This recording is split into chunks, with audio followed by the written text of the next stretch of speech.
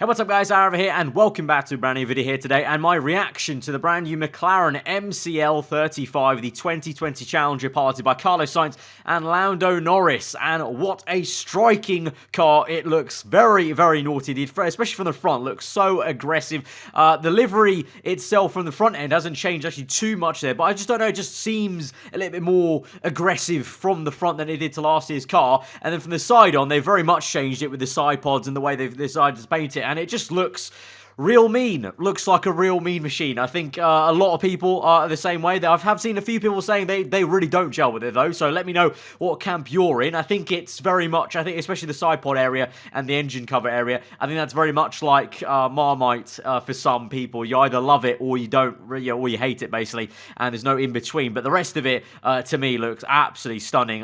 The car itself though, you look close enough at the detailing of this car and compare it to Abu Dhabi where they were at the end of last year, a lot of it has carried over, and there's not been massive changes to especially the barge wood area and the kind of end plates of the side pods, if you will. The front end has changed a tad, with the nose cone being very different to what they had last year, and it remains to be seen obviously pre-season testing. But yeah, looks wise, personally for me, really like it. I was a little bit kind of hesitant on the side view, but it's growing on me already, and you can see with the shape of the side pods what they've kind of gone for with that livery. And yeah, I mean, just orange and blue, it's not a color combo that usually would work really, but McLaren always makes it work really well with a few accents in black. So for me, I like it. Let me know what you think, but let's now analyze the car and see what's actually different about this compared to Abu Dhabi last year for McLaren. So we're going to start off with the front area. Like I said, there's probably actually the biggest area that's really changed, that's kind of very obvious, and that's the nose cone area. I've highlighted where they used to have the the nostrils underneath the nose. They've actually got rid of that now, which is intriguing actually, because they've now gone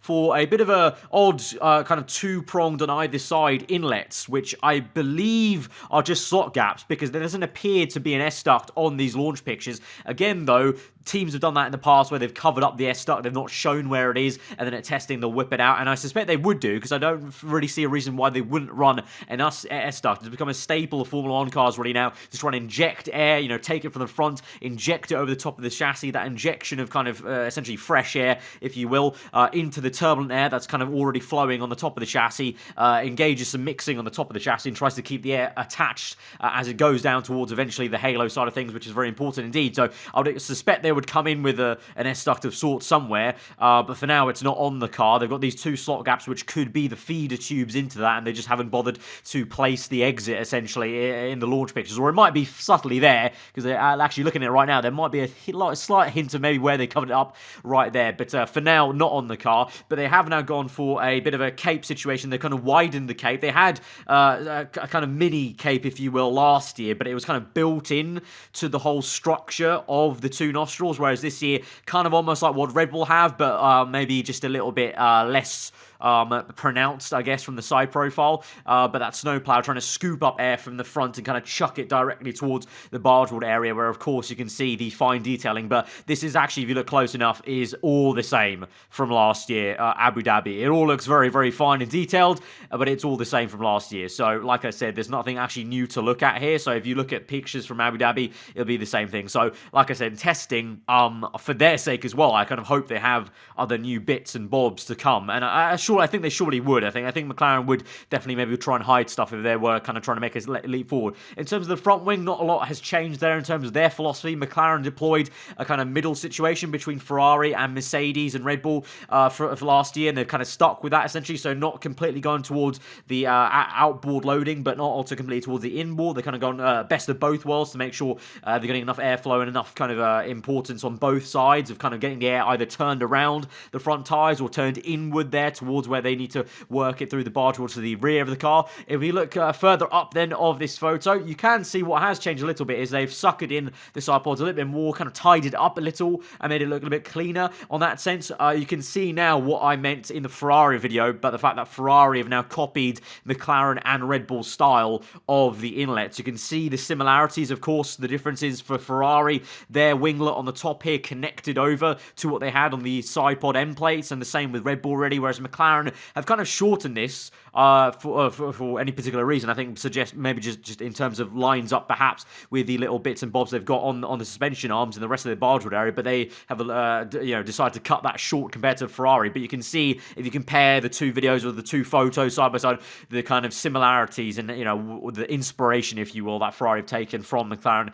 and Red Bull. More so Red Bull, because Red Bull were the first ones that did it really. But like was the case with Ferrari and also the Haas, McLaren have also gone with trying to mimic the Red Bull housing on the mirrors. I believe they started to trial this though at the end of last year, I think, as well, in terms of having a little bit of a clever winglet over the top there. The way they've attached it is very more similar to what Ferrari have done compared to Red Bull, whereas Red Bull have connected it to kind of the middle part of the inlet. Ferrari and McLaren have opted to connect it kind of right on the edge of the actual inlet take itself, and so it lines up kind of nicely there, and that itself will also create some vortices coming off when the air hits and gets cut through by these uprights here. And then we move to the roll hoot, which is a very different part of the car, actually. Probably the thing that's changed the most, along with the nose. And they've got a very unique four-pronged inlet with a very odd bottom inlet here, which is also kind of half covered up by the driver helmet, at least from this angle, you would say. But of course, they have a Renault engine, so it's not like Renault, unless Renault have changed the architecture a lot there for both themselves and Renault.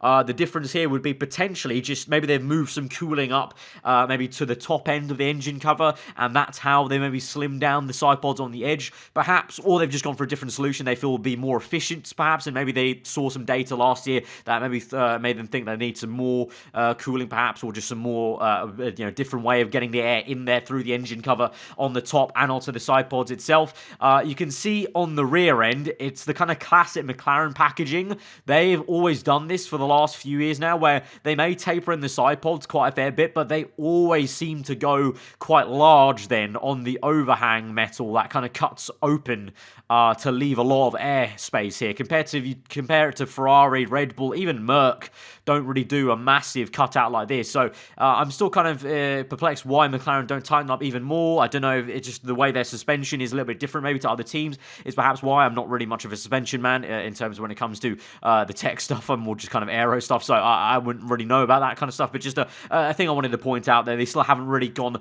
extreme like other teams have. And when we go to the side views, you can actually see how other teams have perhaps got their cars even slimmer than McLaren. Like, if anything, this car launch shows how other teams have done it and how McLaren still have that kind of massive leap to jump. And, we're all hoping that McLaren can make another step forward. Whether it's a big one, I don't think so, personally. I think it's going to be another steady move forward, which is decent, because the steady move forward they made last year was pretty good, but that's because they were coming from such a bad place in 2018. So I think the difference from last year to this year is going to be a little bit smaller than the difference we saw from 2018 to 19, just because at the moment there's nothing massive that's really groundbreakingly changed in this car, unless I'm proven wrong at pre-season, of course. Looking at the side-on view, all I've said about the car not really changing that much from Abu Dhabi is very apparent. You look at the side-by-side comparison of literally, if you Google a photo, McLaren Abu Dhabi 2019, and one of the first photos that comes up is a nice side-on view, and you can literally see the barge wood area and the side pod end plate areas are all the exact same. The only thing that's really changed is maybe the height of this upright winglet has gone a little bit higher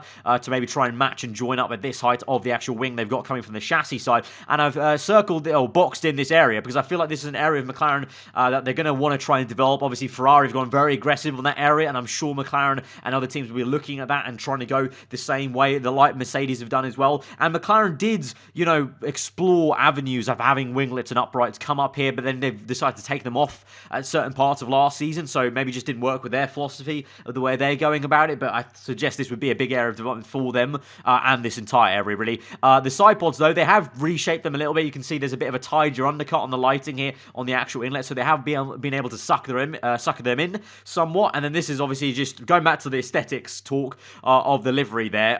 You can see kind of almost what they're trying to do with the livery itself is kind of go with the flow of the side pod to make it almost look like it has one shape when it has another in terms of from a side-on view. Again, we look at the inlet, which is a little bit odd odd compared to other teams, and it's got this kind of forward-facing also, and then it's got this really peculiar hoop structure just underneath, which I don't actually understand what that is necessarily there for. So I don't know. Hopefully, maybe an actual expert tech insight on a website can maybe point that out. And then here, what I wanted to point out as well is the difference of the shark fin and how much they're able to actually tuck in the engine and package this. Compare this to Ferrari, where Ferrari have got a massive shark fin. They've really tightened it up. It really shows how much Ferrari worked on tightening up the rear end of that car compared to McLaren. Obviously, Red Bull don't have that. Red Bull have a more similar approach to what McLaren have, so it's not a bad thing necessarily, but it kind of just shows you, indeed, and emphasizes how much Ferrari weren't lying about kind of working on the engine and kind of packaging it a little bit better, perhaps, to make it even tighter at the rear end. But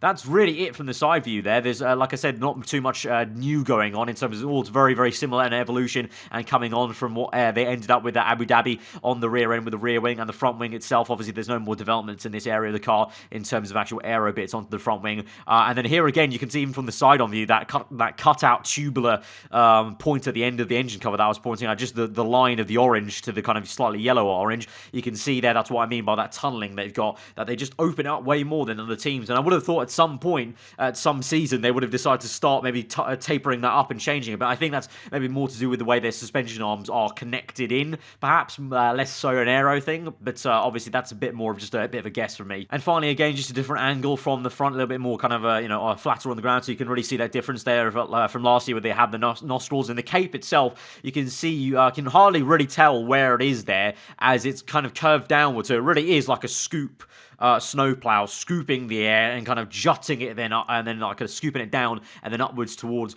these areas of the barge wall there. So aptly named, and then just circling another from this angle, you can better see with the lighting the wing mirror differences there. You can see the winglet just connects up there, but then the way it's housed with these two little connections means that it's structurally integral to the mirror, so they will get away with having this kind of aero device on the wing mirror. And then again from this angle, you can see the suckering into the side pod here and the very small inlets that are very much a feature of F1 cars these days. And also something to actually quickly note right at the end here, McLaren have started to do this last year, and I really do like it. It's not really a massive thing. It's more just aesthetics, I guess, for me. But they did this thing when they indented the chassis. You can kind of tell with the way the 5.5 is here that these two sides of the chassis are actually higher, and they dip in like a U shape, which reminiscent of all the way back to, if you remember 2010, the Red Bull, they had these kind of two pillars on either side of the chassis, really, that kind of went upwards, and they kind of tried to manipulate the air a tad, and that's what they're trying to do, subtly manipulate it a little bit,